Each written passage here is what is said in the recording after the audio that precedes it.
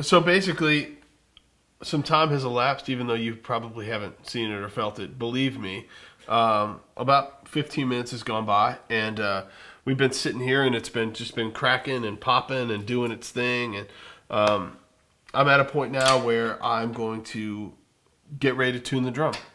So what I do is, it's really tight right now, and so what I'll actually do is detune the drum, just like I tune the drum up. So I'll go across 1, 2, skip 1, skip 1,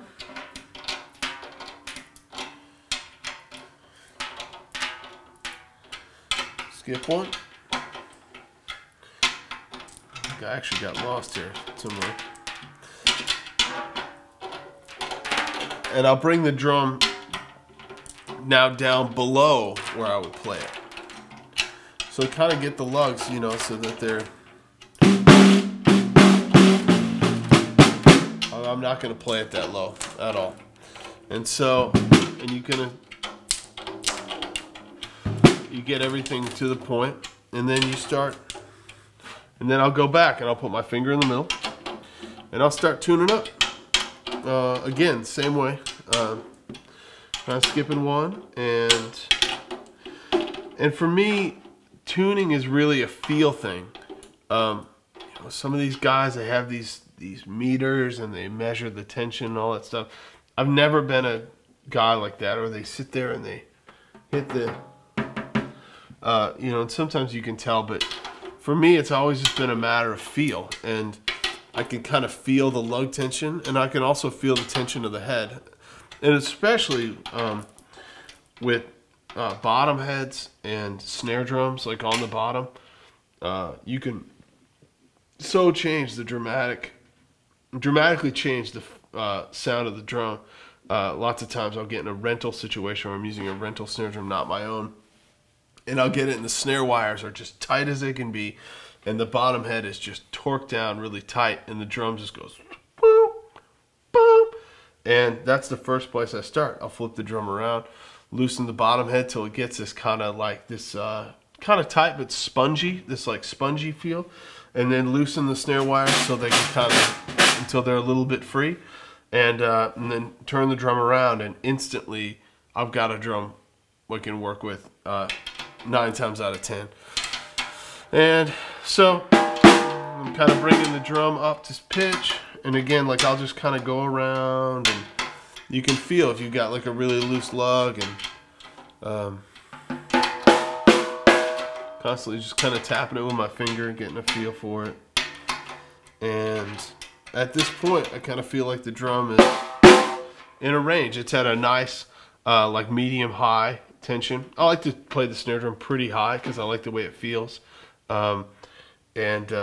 Occasional situation I'll have a drum head that's tuned really low, but I don't want it too high. I don't want it so high that it's actually choking the drum. I want to be able to hear the drum, and there is kind of a delicate range there from medium high to too high, and so you'll know when you get into that high pitch range, it just sounds like a ring. It's just like ding, ding, and at that point, all you're hearing is the top head that's just choked the shell, so you have no tone of the drum. So.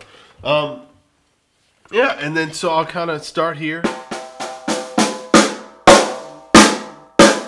And so it's nice. It's like, it's kind of in that range, right, where you can feel it out here.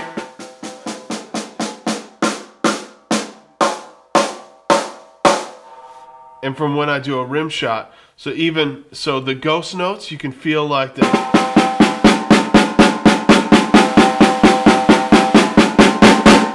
And then when I go to really, it's nice and tight. Now the drum does have a little bit of a ring to it, and that's kind of a characteristic of this drum. It actually has a really pleasant ring. Not all ring is bad ring.